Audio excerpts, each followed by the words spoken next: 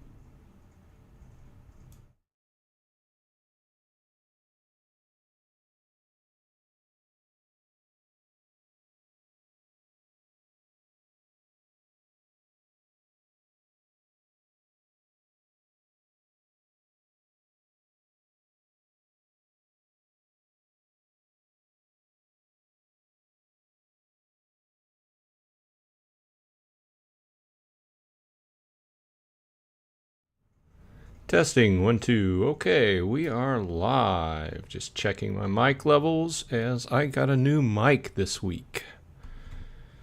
New blue microphone, as it were. Welcome, everyone. We have a lot of stuff on the plate for this week. I don't really have any. Usually we go by the town hall notes, and I also have the release notes as far as the tech updates to go through, because there's been a lot of changes lately. Obviously, the big news is probably the bot ban going into effect in a few days. We also have a lot going on as far as land. If you watch my videos, you know that that is my primary focus currently. I'm more focusing on getting prepared for land versus, I will have to, as we all have to make our decisions on what to do with the bot ban. Interested in hearing what you're going to do. Interesting part is, a lot of this is theoretical, but I think it's logical. Obviously a lot of the bots, hopefully most of the bots, move out of modern, and then that leaves modern for just people, right? And that leaves much more of the pool of SPS for for people to win on a daily basis. But it also makes it hard, because it's going to make it harder because it's a person versus person battle instead of person versus bot. And there's a lot of argument about that back and forth, because some people think bots are easier. I've been going down this whole stream of thought lately, because we've been talking in my work. I've been talking a lot about the new streams of AI, and that kind of is borderline on how some of these bots work. And I'm not intimately familiar with how some of these bots work, and it might be interesting if you want to get into this discussion. Maybe not. Maybe it's a little bit dry for some people.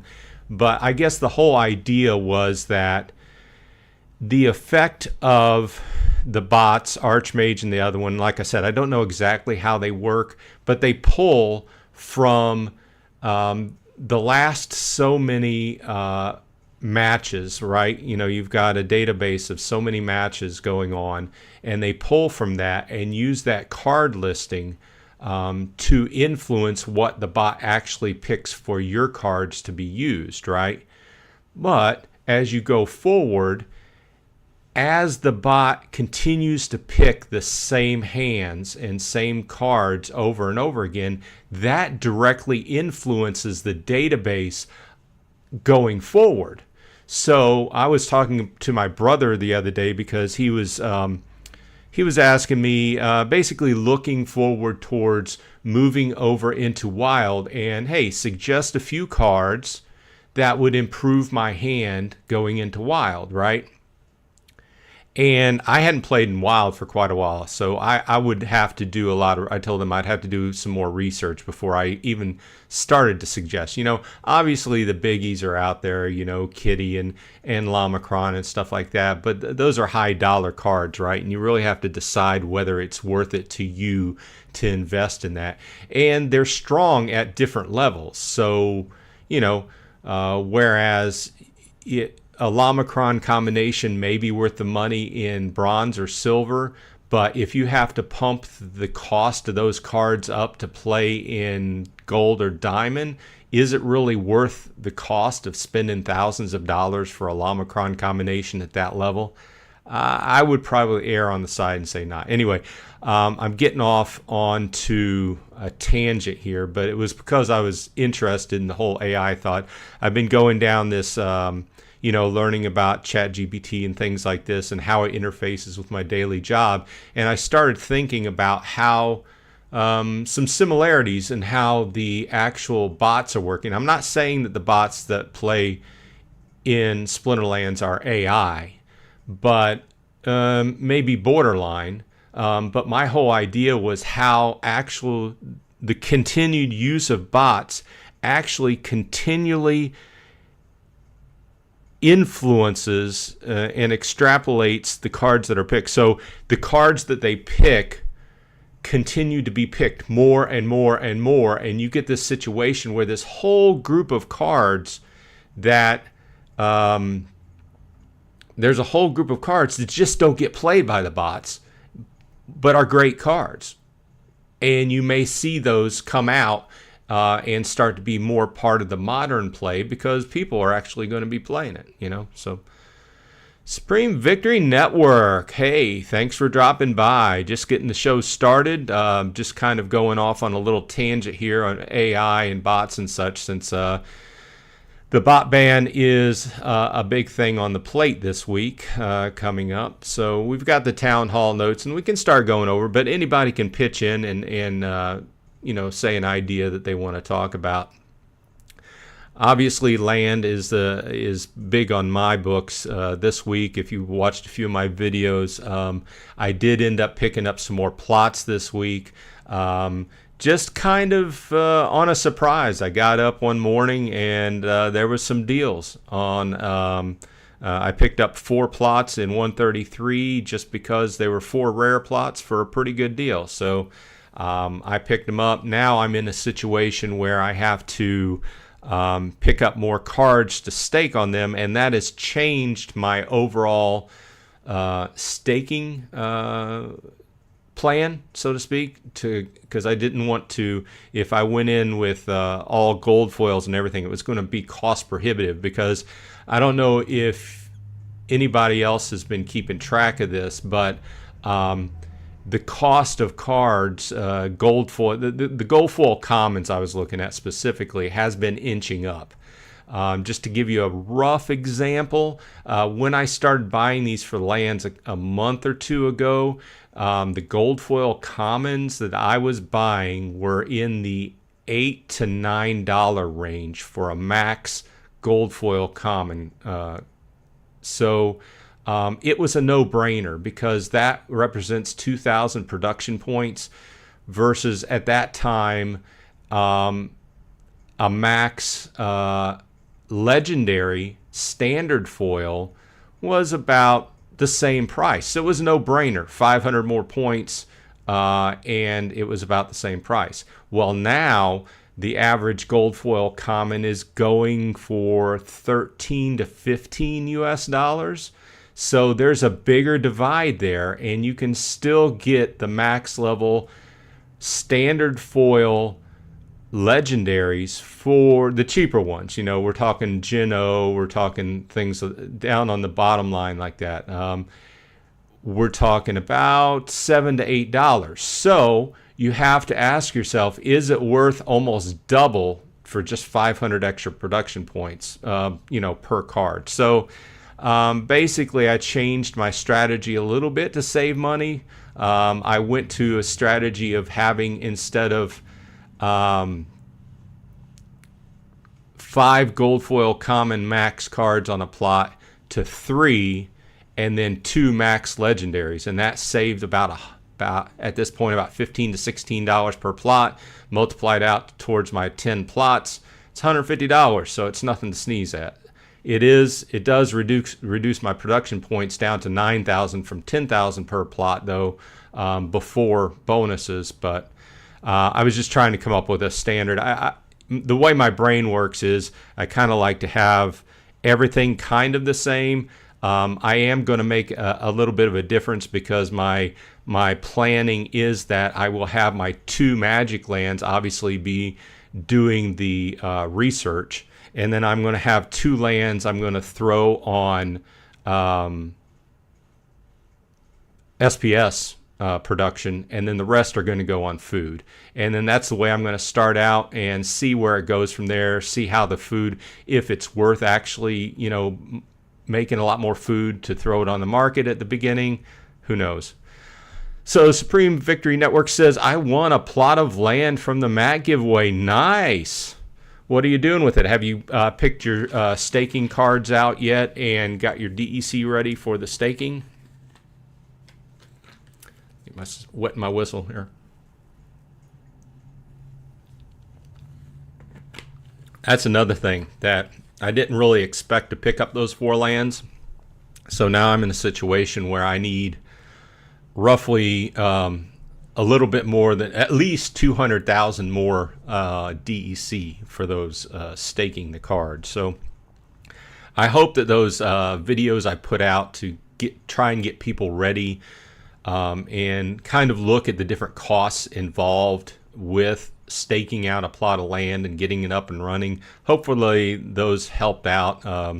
I think I'm still falling within the numbers as far as right now. If you were jumping into land, considering land cost plus the staking of DEC, plus the other associated cost of paying for the food of the clearing, you're still in the 150 to 200 US dollars for a common plot of land. So, and obviously you go up to rare a little bit more and above that. So there is one plot of land I'm still trying to sell, but it seems like nobody wants to buy unless you're like selling it, basically giving it away. So Supreme says, no, because I did not plan to join the land rush until later on. It's in development. My main focus is to stack SPS. Okay. I mean, it's valid. Frankly, I've looked at this. I think about it all the time because I have so much money wrapped up in it. And you may say, hey, you've only got 10 plots. Yeah, but for me, that is a lot of money. And considering everything around, I mean, I'm going to have up and around, I'll be close to 1 million DEC into this once you consider the DEC that needs to be staked on the cards on 10 plots. That's 50 cards. So that's 500,000 DEC right there. Plus the DEC needed to feed the monsters while you're clearing and or buy the time crystals to clear. I'm still in, I got, you guys, I don't know if this is very viewable, but you're probably familiar with this, and I don't have the, let's go ahead and fit the full one on here, but we'll just slide back and forth. You can see my list of cards and that I've started picking up standard foils on the cheaper ones. But you can see that I've got a list, and I've been looking at their UI improvements, and I won't need this list probably once we go live and everything, but this was just for me to wrap my mind around the different costs and everything and how much it would cost to clear, the land and at least get to that stage where it's up in production. After the clearing of the land, and I'm still doing the numbers because I've just recently changed my going from 10,000 to 9,000 production points on the land to save a little money. So I still have to do the numbers as far as what it's going to cost up front. I may not even be able to, I haven't made the decision, I may not be able to go ahead and use time crystals to get all land plots up and running at the very beginning. I may be able to do like half of them, get them up and running, and then gradually work on the other half and get it up and running, because like I went over, there's a lot of costs involved with this, and I can see why some of the top landholders who went in and bought a lot of plots of land, they're probably not going to have, maybe some of these people that have a whole region or something, they might not even have half of their lands up, and they might only have a quarter, maybe a quarter of their lands up and producing at the beginning. So who knows how this is going to go. It's all very interesting, and there's so many variables around it. We'll just have to see. So you won some packs.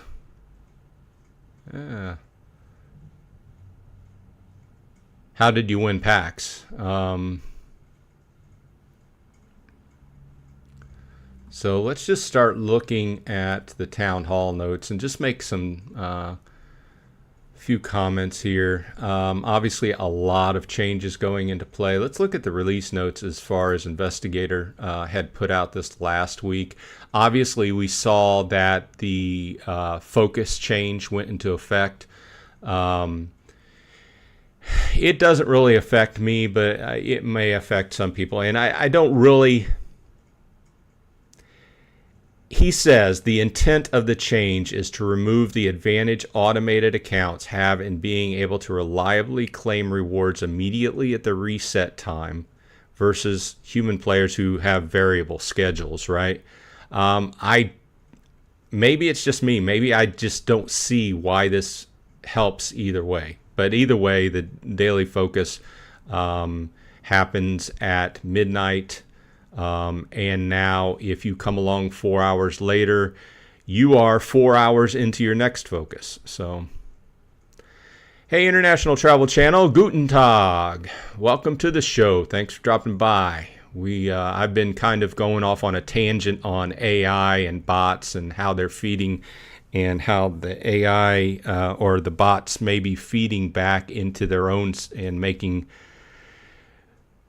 basically making the cards that the bots choose a much more narrow set of cards versus the whole library of cards that are available.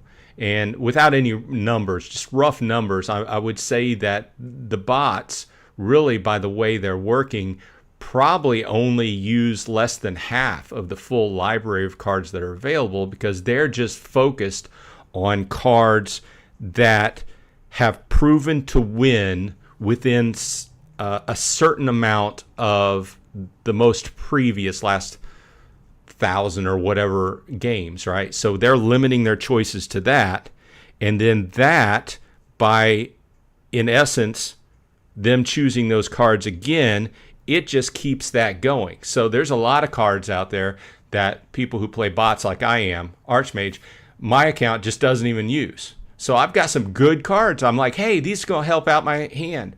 It hardly ever uses them. So, hey, Rick, welcome to the stream. We're just discussing some of the changes in Splinterlands this week. I'm looking at, we just talked about the daily focus getting changed. We have further gameplay updates. We've also been talking about land, obviously, because I'm a big land head. Not that I have a huge amount of land, but it's a lot for me, and there's a lot going on as far as preparing, which they say that land is imminent. So obviously they're not putting any dates on anything, but they did state that it is in gameplay testing, player testing, which is obviously at the end of development. So obviously that's where, if they find any game breaking bugs, they can take it back into development, but we'll see. So just going through this list, they have several gameplay updates that I won't really go into, but it basically things that needed to be changed. Cards were not working correctly, stun, brawl. I did like the fact that the brawl team selection timer has been extended for 3 minutes. To tell you the truth, I get in a lot of situations. In fact, I've got to do my brawls. I've got to do 2 sets of brawls today. I get into a situation where I'm thinking too much about it. So I get in and I select several cards, and then I'm like, well, no, I'd rather do this, this, and this. And then the timer sneaks up on me, and at the very end of it, I'm like throwing some things together. So I'm guilty of that. So I do like the fact that we get an extra minute on the brawl team selection. I think that will help.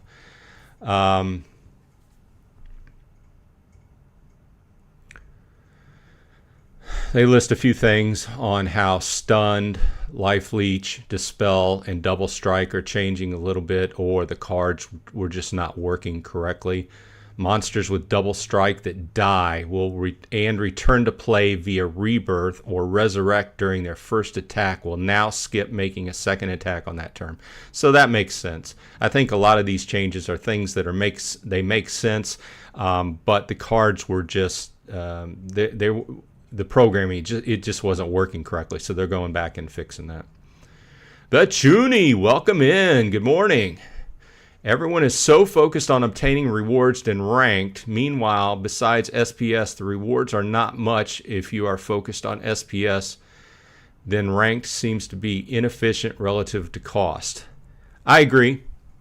And frankly, I was going down the road of, if you've seen some of my older videos, what I used to do, my whole intent was improving my deck strength, right? Just looking at it from a pure card player's perspective and trying to get better deck strength for a low amount of money. So in other words, getting better value cards, right?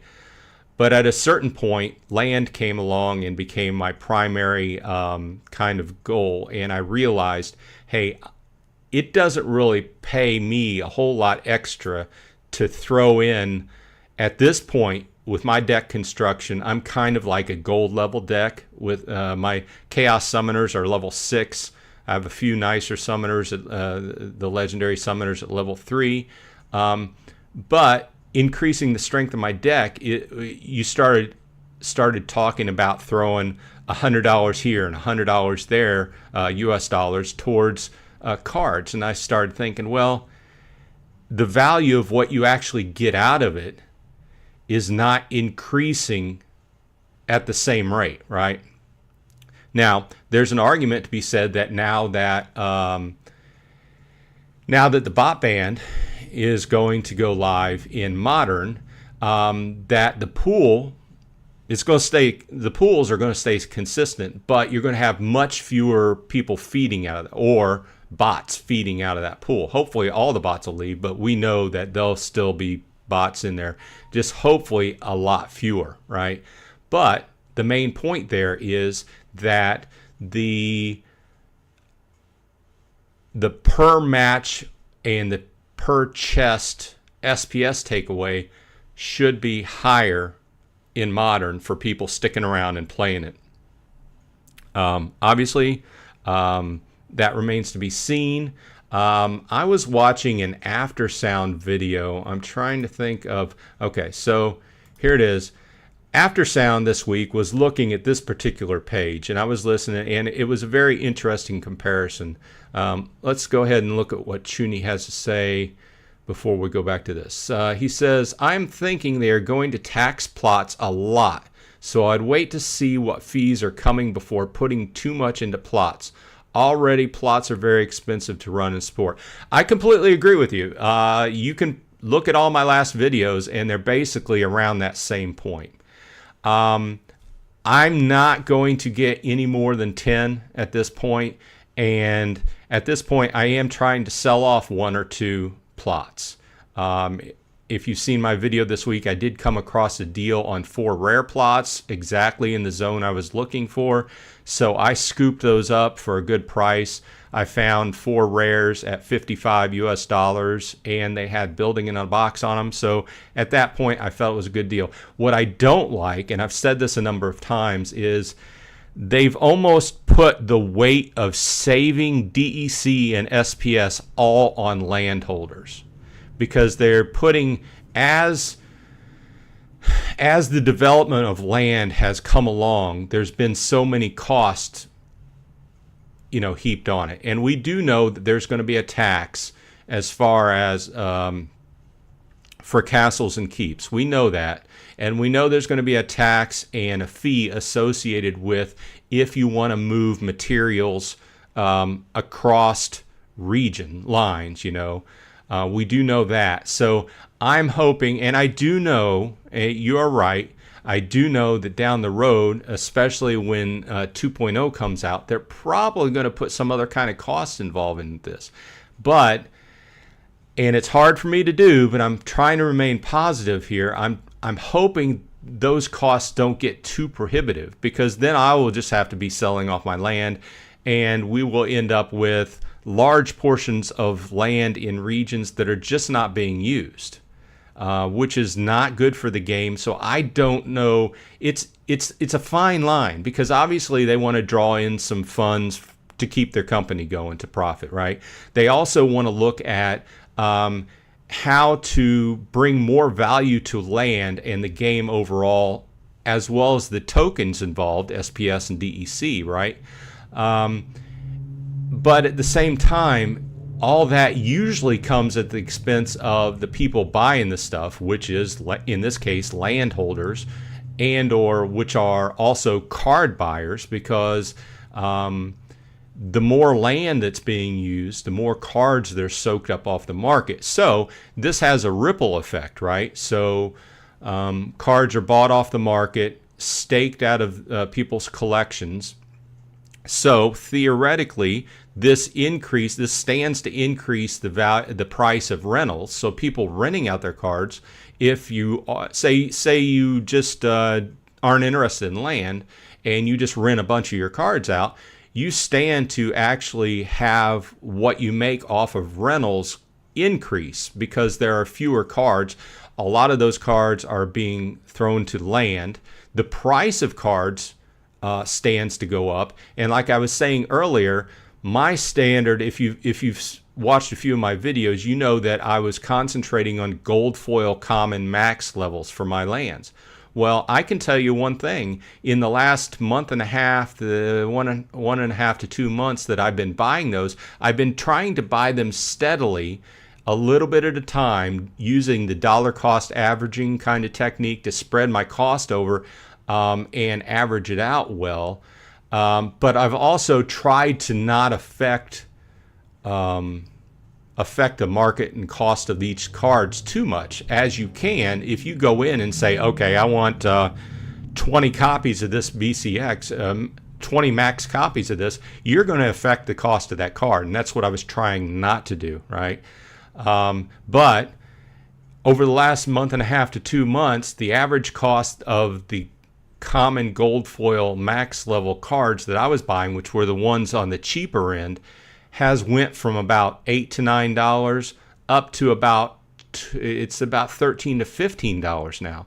There are a couple in there that are kind of seesawing around the $12 to $13 range, but a lot of them are $15 to $20 now. So it quickly, going back to what I was talking about a little while ago, it comes down to me changing my goals. So on my lands are not going to have all 5 cards be gold foil commons now. I'm going to slide in 2 max level legendary regular foils, which will bring my production points down to 9,000 on most of the lands.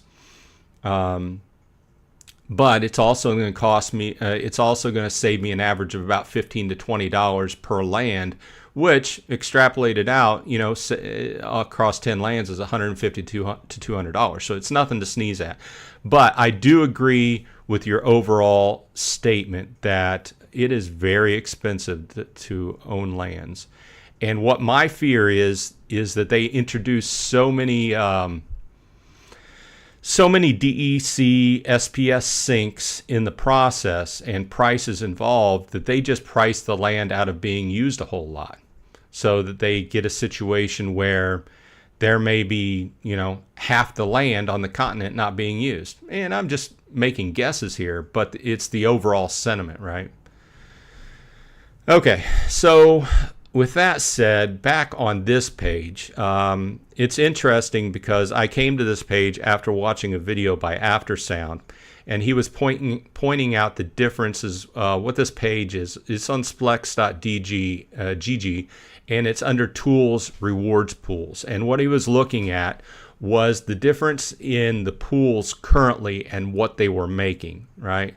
So obviously this is changing more as we go towards the bot ban going in effect into a few days. So it's really a tool you want to use and look at when you're considering, am I going to stay in Modern and just play all my matches? Or if you're a bot user like I am with Archmage, am I going to just move over to Wild and just let it do what it's going to do? And I'm leaning towards that because I know that going back to the point earlier is that I've put so much money in these cards that I have to be earning something off them, but I just don't have the time to sit here and play all day. Either way, let's take a look at the numbers. So the top league is the Modern League. This bottom row is Wild. And what we can see here is that, just taking a look at the numbers and how let's do a refresh.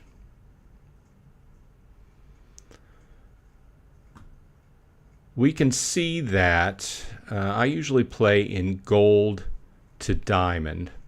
And currently, they're almost even. It looks like per match winning in gold, say max level gold, is earning a little bit more in Wild currently than in Modern.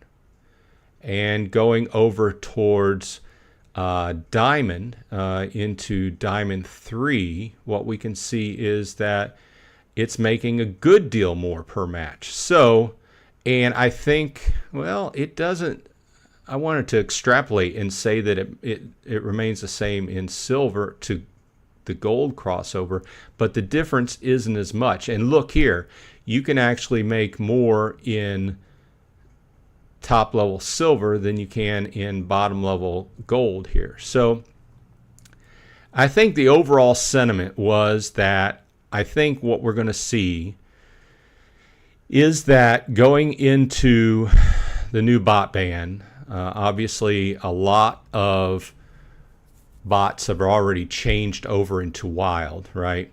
And they are going to primarily affect bronze and silver. So I think the goal would be to try to get out of bronze and silver if you can and get at least into gold if you're playing in Wild. Now, the modern pools, the pools are going to stay the same, but we are going to see a drastic difference in the numbers come next week whenever the changes go into effect.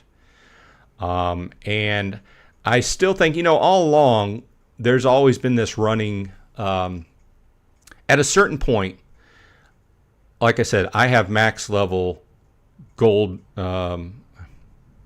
summoners, level 6, right? For the most part, with some level 3 legendaries. At a certain point, going back to the one of the previous points on is it worth pumping a bunch of money into your deck to be able to play in a higher league? Overall, I still think that the higher level chests are worth it. However, you have to kind of temper that with how much money you're actually throwing into your deck. Because I was considering going from level 6 to level 8 on my summoners to go from gold foil to max level diamond, or not gold foil, gold league to diamond league summoners. And I had to step back and look at an overall cost of what that was going to cost me.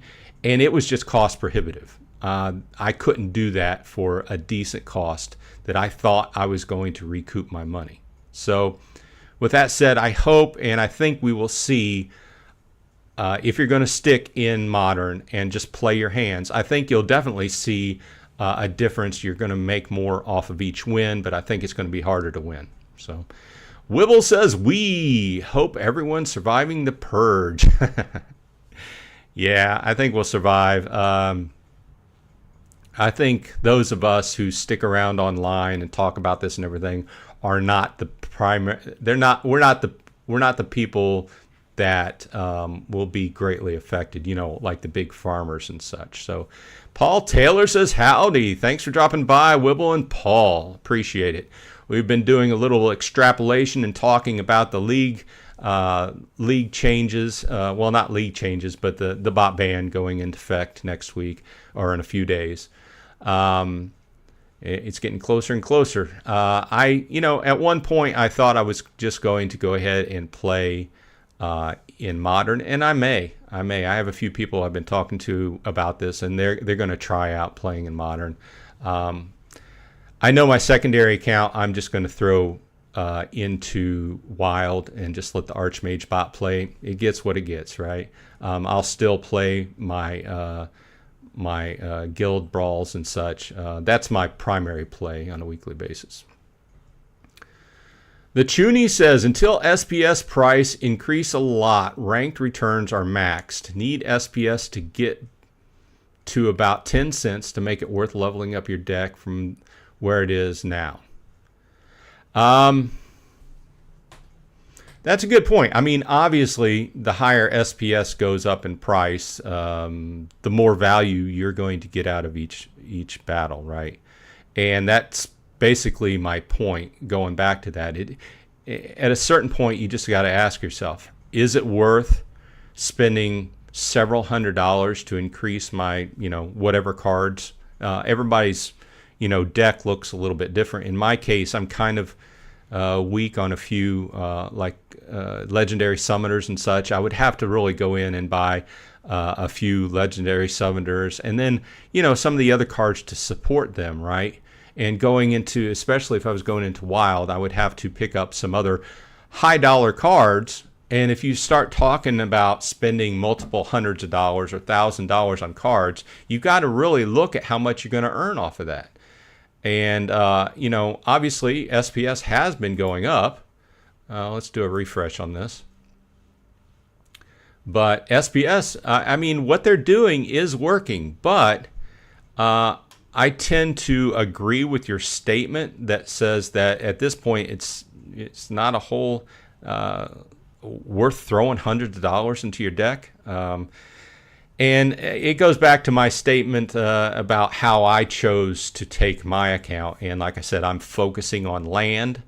So I'm not necessarily focusing. In fact, the only cards I bought outside of cards that I'm specifically using to stake on land is cards from my alpha collection.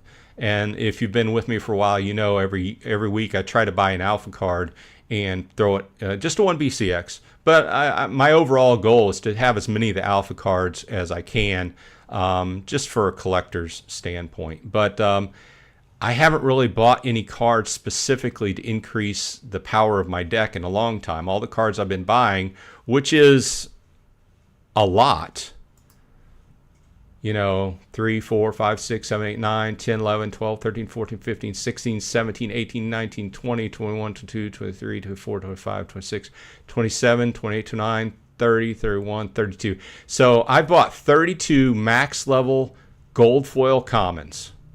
And that's besides the max level regular foil legendaries I've bought. So that's why I've been spreading those purchases out so I don't affect the overall cost on the market much. But like I said, the cost is going up. So Wibble says, chuck my last bots into Wild start of season. I consider that.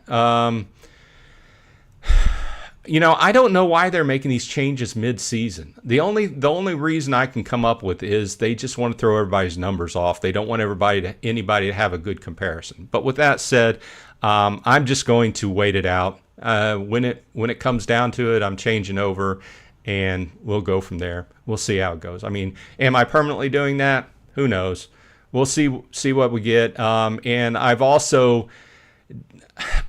kind of backed off my whole trying to pump SPS into my staked, because I am worried about what my cards make, right? But I've got so much money I'm putting into land that actually putting into my staked SPS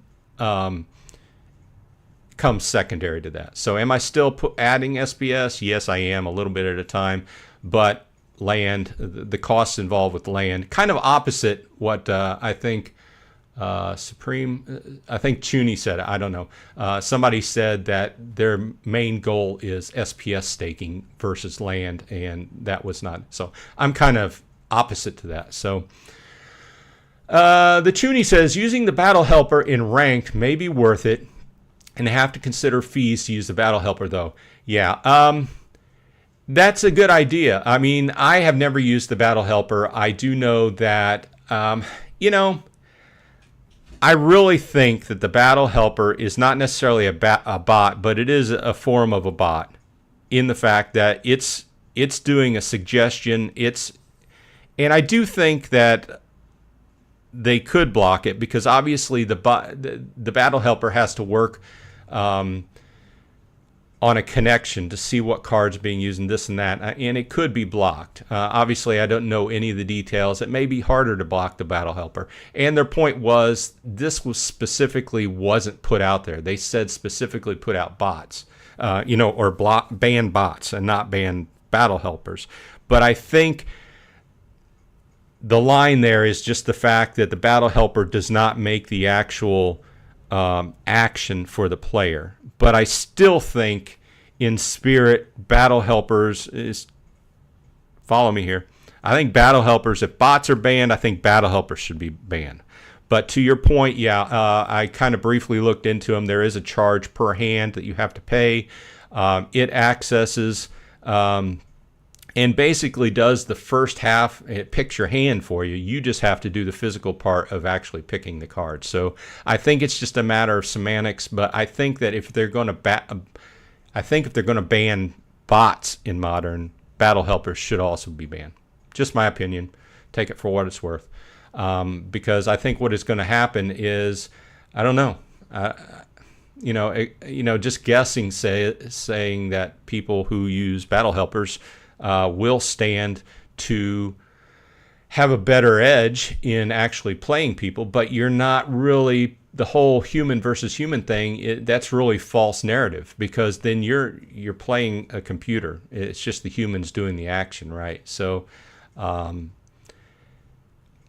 you will pay a fee per hand that you use the helper, but in Modern, you also stand to make better SPS, because the pool, you're drawing from a bigger pool that's not being accessed by all these bots anymore. So let's see here. Hey Richard, thanks for stopping by. Whipple says beaver. I don't get it. Paul Taylor says the land eye candy from the town hall looked pretty cool. I agree. And in fact, I'm looking up the eye candy section on the Discord, so we can throw up something up here. I like to use the eye candy that they put out as, let's go ahead and kind of enlarge this just so we can see that. Yeah. I like, it's obvious that they've been putting a lot of work into this, and it's obviously, they're, from what they said, they're very close to putting this out, and they're in testing. So there's that one. I do like the fact that they've put a lot of thought into the fact of having to manage multiple lands at a time. You probably can't see that too well. I like the artwork. I think it's going to be pretty easy to get in. I especially like this, where you go in and you choose your workers. I'm wondering where you put your totem there, So, and I mean, these are all nice from the aspect that you won't have to work off of a spreadsheet and do it manually. So, okay, Richard says, I stopped buying cards since they announced the SPS staking for rewards. Let me think about that for a minute. And Richard says, hi, Wibble. Level Up Life. Hello. Thanks for dropping by. Appreciate it. Chuni says, what factor do you think will move SPS higher? I am waiting to see, and SPS is at like almost 2.5 cents here, which, the recent changes have really affected it. I think that once land goes live, there's hard telling what that's going to do to SPS and DEC. I can tell you this, that it should drive DEC up. And then once DEC gets to peg, this is the kind of narrative we've all been talking about it. And I hate to use that word flywheel, but once DEC gets up to peg, then people will start, if it goes over peg, then people will start burning SPS to get DEC. And that is going to have a huge impact on it, right? Primarily now, a lot of the people that have been wanted to buy bulk amount of SPS to stake to increase their staking rewards will have probably already done it. I think most of us, and this is just a guess, my personal aspect is that I bought a few small portions of SPS I'm double the SPS I have staked from when they originally announced it. But I haven't thrown a lot of money into it because I only had 10,000 at the time. I think now I've got like 23,000. But I'm still making very minimal rewards compared to what I used to. Obviously they're stating it a little bit differently, but we all know the comparison, and they don't want us to do that. But obviously, it was in the white paper. So what it is what it is. So moving forward, I'm probably not going to put large amounts of SPS, money into SPS. It's just going to be on a daily basis what I roll into it and stake. And that will gradually increase. But I'm looking more towards the land play versus my cards, what they're making, Obviously, I'm extrapolating going out because I want to try to get to a point where I'm making profit off my land so I can start putting some profit aside to buy another plot of land. Because I like that whole idea of being kind of a land baron and having a good mix of what you're making. SPS, that's going to be another thing kind of on this topic.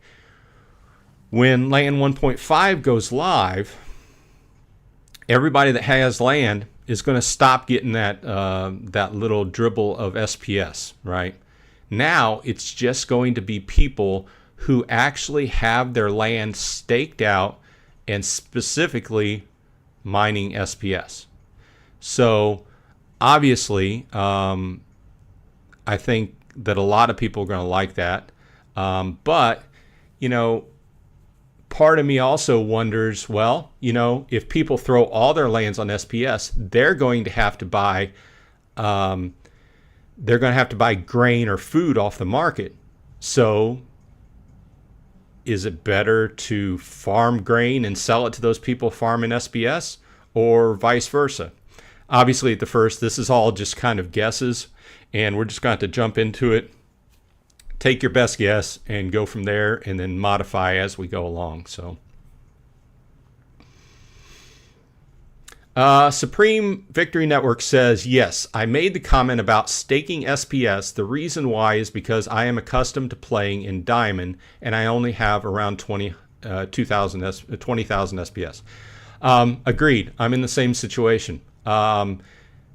And I kind of wanted to wait until we had a full season in to kind of do a rough comparison of what I was making, but they keep making all these changes, so there's no way I'm going to be able to make an apples for apples comparison. But I can tell you this.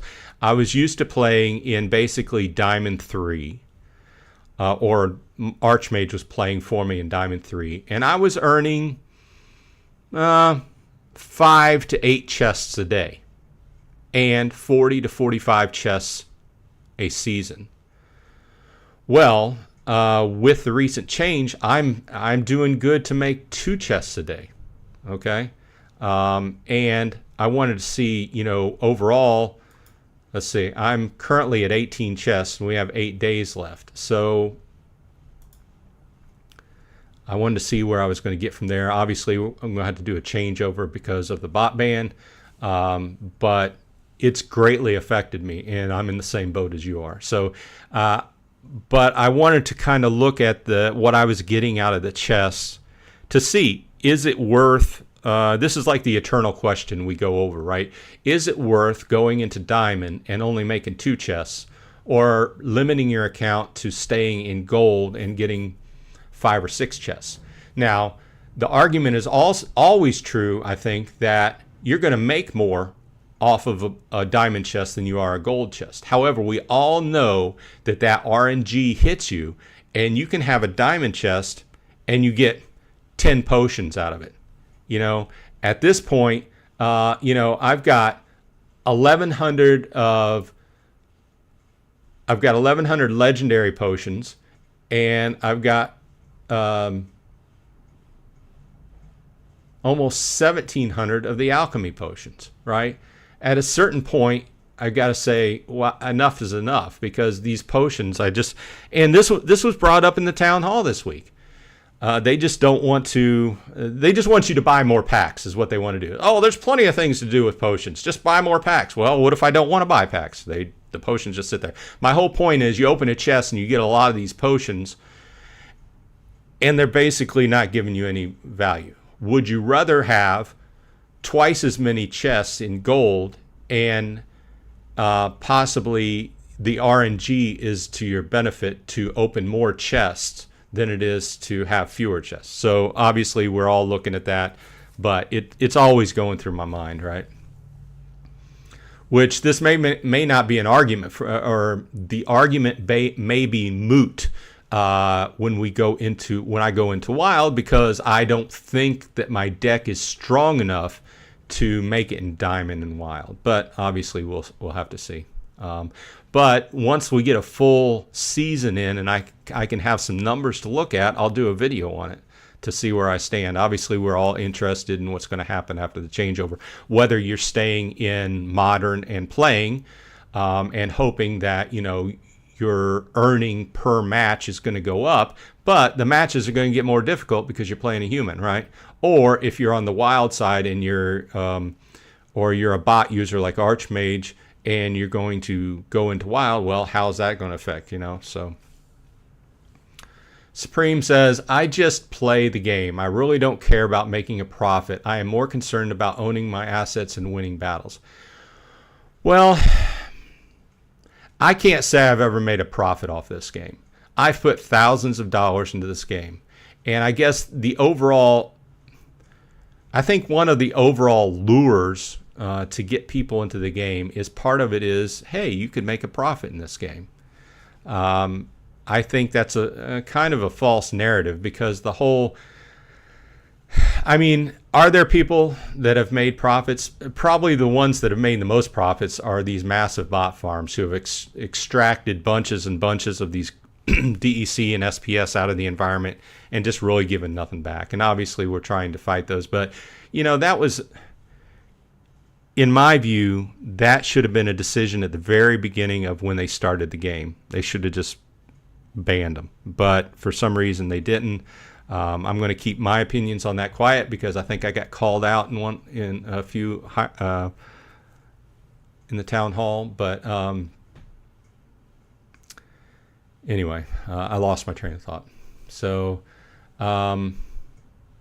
yeah, I would like to make a profit, but I haven't really sold anything. I've bought and sold a few cards here and there, and I'm hoping to sell land, but nobody seems to be buying unless you're like dumping it dirt cheap, right? So I can say that I've pumped thousands of dollars into this game, and I've had fun.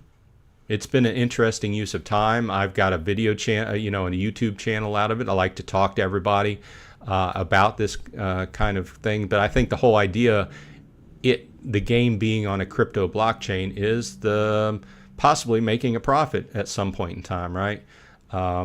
Otherwise, you would just be playing a regular video game, which I have been playing Diablo 4 lately, but that's besides the point. So let's see. Richard says, do you think you need different types of land for resources, or do you think resources will in generally be fairly cheap once the market and land gets fully established? That's interesting, Richard, because I've put a lot of thought into that. I think, and they've noted that there's going to be about 50 different types of resources, and they've also noted that they wanted to make the game so you couldn't be self-sustaining. In other words, you couldn't have enough different types of land to have all the resources you're going to need. So I think it's going to be more of a game of producing resources, selling the resources that you don't need, retaining the resources you do need, and then when we get into like 2.0 and further, when they get into the production phase of being able to make things, then obviously you're going to have to buy what you don't have. So I don't think that, and obviously I think you're going to primarily, and they've been talking about pools and such, but I think due to the fact of paying transportation fees, I think that you are primarily going to be buying resources from within your region from a cost standpoint. Obviously, there are probably going to be resources that are more rare than others, and you may have to buy those from outside of your region. But looking at a region basis, most of the regions, if you look at them, they have some type of land that's just a very minor part of that. So there may be a region that is mostly mountainous. Well, there's very few swamps, or there's very few lakes or rivers. Those might pay off to have the rarer plots of land in a region, because you will be able to produce those and possibly make more off of those resources in that region. This is just, top of mind. I don't have any facts on it. This is just a thought process of, kind of using my logic, because I was looking at that. I was using that thought process, looking at plots of land and what plots of land within regions might be better for me to buy. So I think there's going to be two types of players here in land, right? Well, there's going to be more than two types of players, but one way to look at it is you're just going to have land and you're going to produce and find a good mix of things to produce and sell them on the market. Make your profit, and you've made a profit. There's that type of, and then you could take that profit, or you could take that and reinvest it in the land. Increase your staking on each land, make it better. Or there's the person that is actually interested in making things, such as the cards they've been talking about. So they're going to look at it a little bit different. They're going to look at it from, I need this land, this land. So to make this card, and I'm just extrapolating and using very loose ideas, because they haven't put any of this information out, but they have talked about in the past where you can create cards combining different things, right? So maybe to make this type of card, you need a lake, a forest, a mountain, and a magic land. And if you want to focus on making that particular card and possibly selling it on the market, then you have to have one of each of those and stake those out so you can use those materials, and probably have to have a fifth land to be able to produce the item on, which they've also talked about. Now, this is besides the point of them saying you're also going to need land for storage, or you're going to have to pay somebody to use their land for storage. So there's a lot of aspects feeding in here, and it goes way back to the beginning of our conversation here, where we were talking about the cost. Somebody had brought up the cost of land being very high. And if you've watched my videos, you can see that owning land is not cheap. So overall, most things in this game are not cheap. unless you're just playing down in bronze or something like that. So I bypassed. I don't own a node.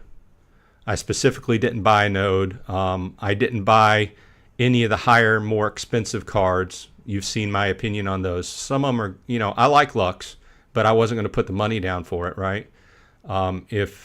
Side comment. But anyway, I was looking towards land, knowing that I was going to have to spend some money on land, so I didn't buy those other more expensive things. So kind of prepared there, but at the same time, as I see card prices rising and, and going forward towards land 1.5, I think we're going to see the rental market go up due to a lot of people pulling the cards off the rental market to stake. I think we're going to see the prices of cards continue to go up because we've been talking about this. They've been talking about it. Aggie has continued to say, hey, get your cards. Everything's going to go up because of land. And that's the whole goal, right? So obviously DEC stands to go up as well, hopefully, because everybody's going to need a ton of DEC to stake cards on land, right? So just with 5 cards on one land, if they're max level cards to get the best benefit, you're going to need 50,000 DEC. I'm in a situation where I need 500,000 DEC just to stake my 10 lands. And that's besides other Splinterforge, the actual DEC I'm going to need to buy the crystals to clear the land. So I think we're going to see I think we're going to see DEC hit peg, and I hope it does, because that's the whole point, right? And then back to another person's point earlier in this conversation, that is when SPS starts going up a little bit, right? Because people are going to have to start burning SPS when it's feasible to do so to make DEC. So I'm trying to get in the best position, and I'm trying to put out videos here and there whenever I have a good idea that hopefully helps everybody. Everybody's going to have a different take on it, whether you are looking at land or not. So Paul Taylor says totem would go in the artifact slot. Yeah, that's kind of what I thought when I was looking at that, but didn't know for sure. Thanks. I have 4 totems, and I'm probably going to buy common totems, that is. I didn't see the value in paying so much more for a rare totem. So just to go from 10 to 20%, it may. I mean, once we start seeing what these lands are making, like for SPS, it may pay to spend $80 on a rare totem versus a common. I don't know at this point, but at this point I do know. And there's been a lot of conversations about people that don't necessarily see the value in totems. So all I can say is I'm looking at it and saying, well, for $20, 10 extra % on a land should be able to pay itself off. So I'm just looking at it from that standpoint. So I'm probably going to get a few more of those. Wibble says, Richard and I are from the No One Beaver Guild, the Bearded Beavers. Sorry for the random comments. Okay, well, that's news to me. The Bearded Beavers. I like that name. We're not going to go down that path, though. I like the name, though. Let's see. Ghostly BG, playing on my D4 seasonal necromancer while listening to you right now, level 52. It's about time to... I love this.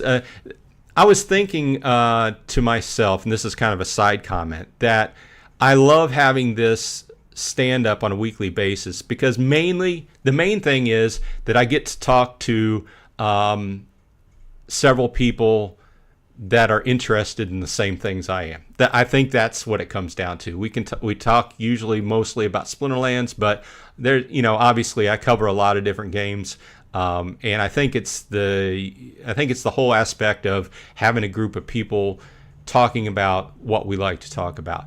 But yeah, I'm not playing seasonal yet because I haven't even finished the storyline. I've been playing in small doses. I've been playing a sorcerer, which seems, and I know there's a lot of buzz about, and I'm not sure exactly. I think people feel that the sorcerer is underpowered.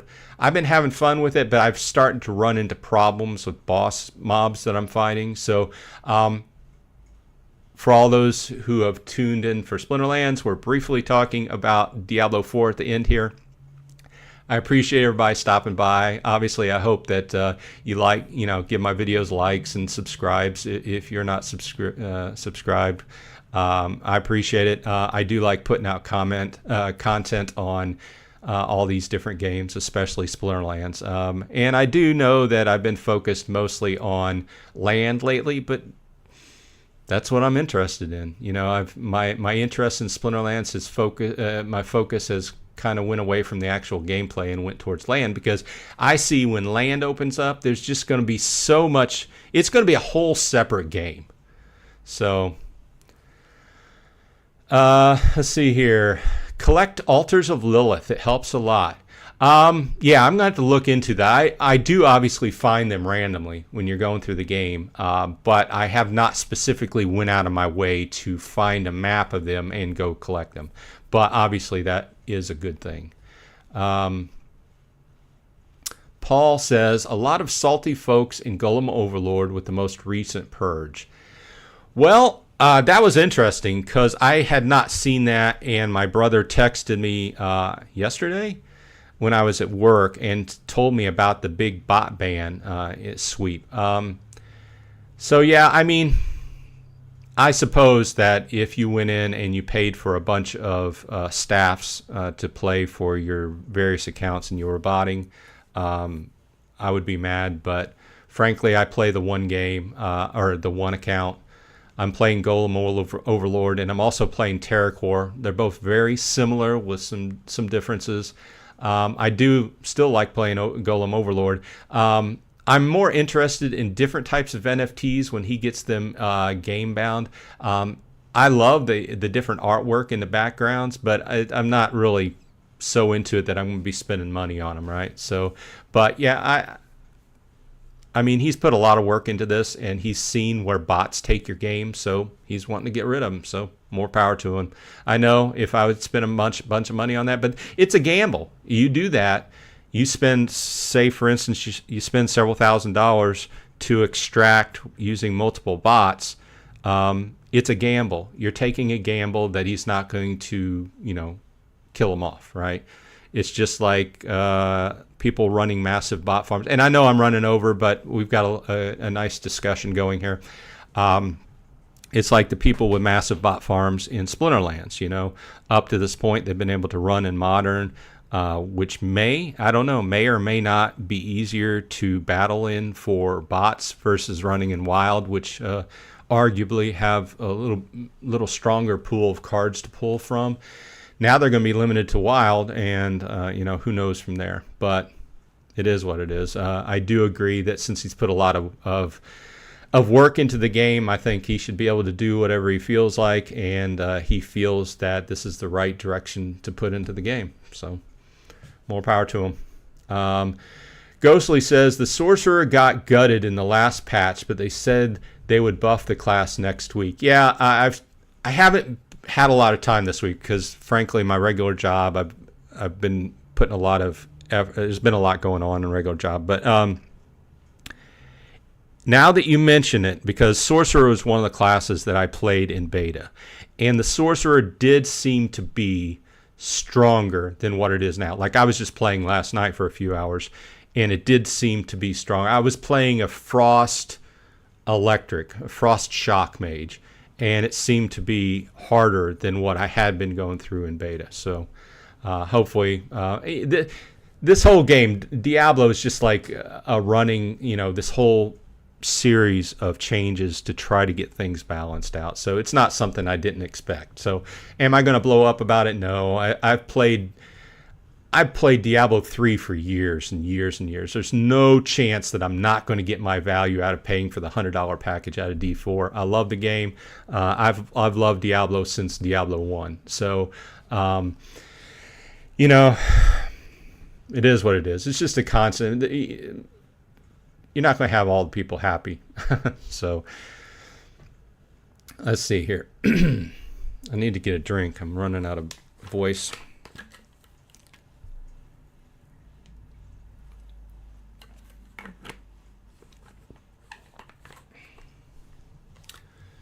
So Gathering says, welcome back, Gathering. My parents came over and dropped off some bookshelves will watch the replay. Hope everyone is doing well. Rick says, I think it was stated from the beginning that Golem Overlord didn't want bots. I believe so too. I would have to go back and kind of look at the conversations at that point, but I do believe that at the very beginning he was anti-bot. But as we know, in this kind of, if you're running a game and there's any way of making an actual profit, money-wise, out of a game, you are going to have people that go in and try to exploit it. It's basic human nature to want to exploit something. I mean, people exploit games just to win, let alone make money out of it. So if you go into making a game like this, probably a good third of your effort is probably going to go into security and trying to keep bots out of it. And if you didn't have to worry about that, you'd have a lot more time to actually devote to making the game better versus, trying to keep the blockchain earning from being abused. So let's see. Gathering says, I still play in Wild. We'll see how it goes. Yeah, we were talking about earlier when you were off with your bookshelves. We were talking about how obviously both Wild and Modern are really going to be shaken up by this. I think when the dust settles, obviously the pools in Wild most seriously affected are going to be bronze and silver.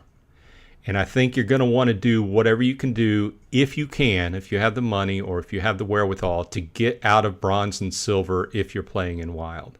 Because I think looking at the numbers, we were looking at this. Everybody can find this on splex.gg under tools, reward pools. You can see and keep an eye on this as the week changes, and you're going to see a lot of the bots basically siphoning out of bronze and silver, and the pool is going to jump greatly when you get in, if you can get into gold.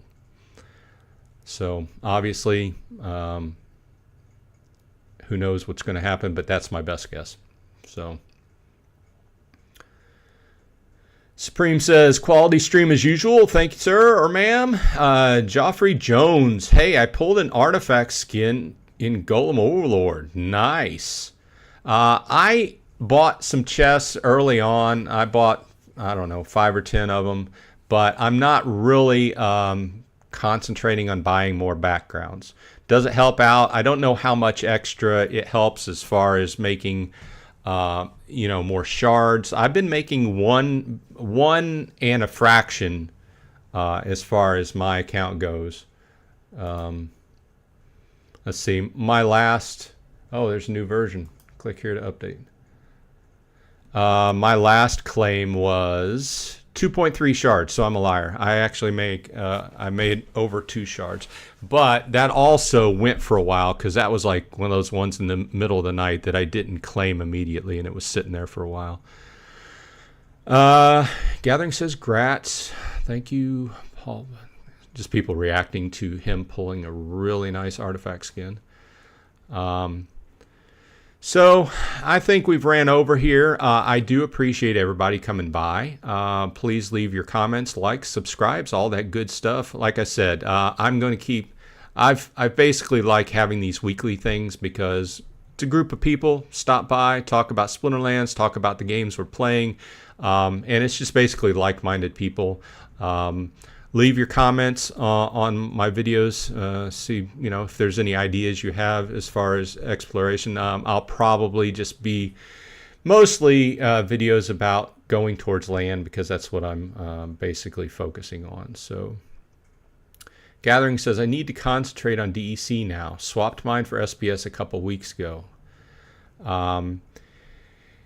Yeah, I guess that'll be the last word. The last word is I need more DEC, right? And that's basically really what the team wants you to say. It's been like, Aggie's been saying that for years. He wants you to push and shove. but it really comes from, I was fine until I bought those 4 plots of land this week, and now I need an extra 50,000 for each plot. So yeah, there's that. Plus more. That's just the staking for the cards. So thank you all for stopping by. And I hope that you have a good week going forward. I hope to see you next week at this same bat time, same bat channel.